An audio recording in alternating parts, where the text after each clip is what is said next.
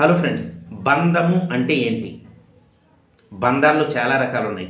నిర్బంధం ఉంటుంది, ప్రేమతో కూడినటువంటి బంధం ఉంటుంది. నిర్బంధం అంటే నిర్బంధించి మనస్సును కావచ్చు, మనిషిని కావచ్చు, మనం బంధించి ఆ బందిఖానాలో ఉన్నటువంటి వ్యక్తి నుంచి ప్రేమను కోరుకోవటం అనేది నిర్బంధ వ్యవస్థ అంటారు. అది స్వచ్ఛమైనటువంటి ప్రేమ కాకపోవచ్చు, కాదు కూడా. బంధము అంటే ఎలా ఉండాలి?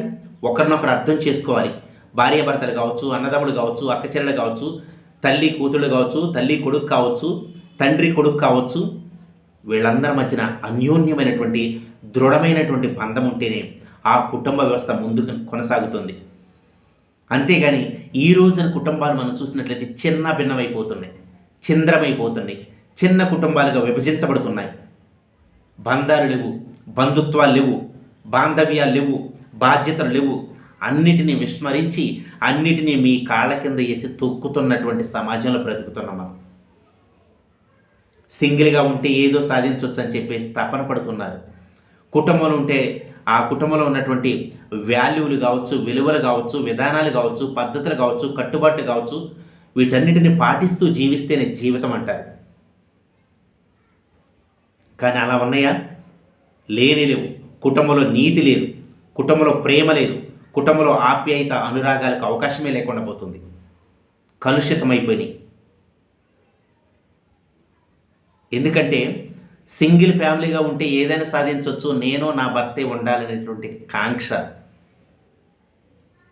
ఆడపిల్లలకు కూడా పుట్టింటి వారు నేర్పేది ఏంటో తెలుసా? నీ అత్త మామలు గౌరవించు, నీ బావ బామరుదులు ఎవరైతే ఉన్నారో వాళ్ళందరికీ రెస్పెక్ట్ చెయ్యి, అందరికీ హెల్ప్ఫుల్గా ఉండు, అందరినీ కలుపుకొని పో అనే తత్వాన్ని అమ్మాయిలకు నేర్పాలండి దయచేసి ప్లీజ్. అత్తామామలు కూడా కొత్తగా వచ్చినటువంటి కోడల్ని బిడ్డలా చూసుకోవాలి, గౌరవించాలి, రెస్పెక్ట్ చేయాలి. ఎందుకంటే ఒక కుటుంబాన్ని వదిలిపెట్టేసి మీ దగ్గరకు వచ్చింది కాబట్టి వాళ్ళ తల్లిదండ్రుల నుంచి పెరిగినటువంటి ఆ విధానాన్ని మర్చిపోయి ఆ వాతావరణం నుంచి కొత్త వాతావరణంలోకి వచ్చింది కాబట్టి మీరు అర్థం చేసుకోవాలి, మీరు గుండెలకు అత్తుకోవాలి, మీ కుటుంబ సభ్యురాలిగా స్వీకరించాలి. అప్పుడు సమతుల్యమైనటువంటి ప్రేమను ఆమె నుంచి కూడా మీరు పొందేటటువంటి అవకాశాలు ఉన్నాయి. దయచేసి చెబుతున్నానండి, సింగిల్ ఫ్యామిలీల వల్ల సాధించేది ఏమీ లేదు. ఒకరికొకరు ఎడబాటు తప్ప. కుటుంబాలను విచ్ఛిన్నం చేస్తున్నారు, బంధాలని కాలరాస్తున్నారు, బంధుత్వాలకు దూరంగా బ్రతుకుతున్నారు. కుటుంబం అంటే ఏందనుకున్నారండి?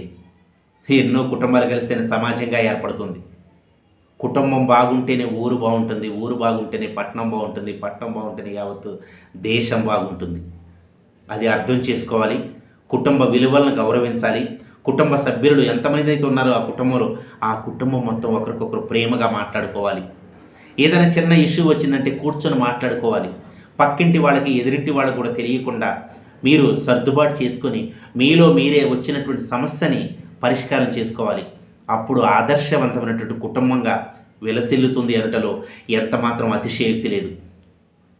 కాబట్టి డియర్ ఫ్రెండ్స్, మీ కుటుంబ సభ్యులతో ఏమన్నా చిన్న విభేదాలు ఉంటే వాటిని సరిచేసుకోండి, ప్రేమపూర్వకంగా జీవించండి, సంతోషంగా బ్రతకండి, మీ కుటుంబాన్ని మీరు ప్రేమించండి, మీ కుటుంబ సభ్యులందరినీ గౌరవించండి, ఆనందంగా జీవించండి. Thank you friends. ఈ వీడియో నచ్చినట్లయితే ప్లీజ్ ఒక లైక్ చేయండి. Thank you. జై హింద్, జై జవాన్, జై కిసాన్. Thank you.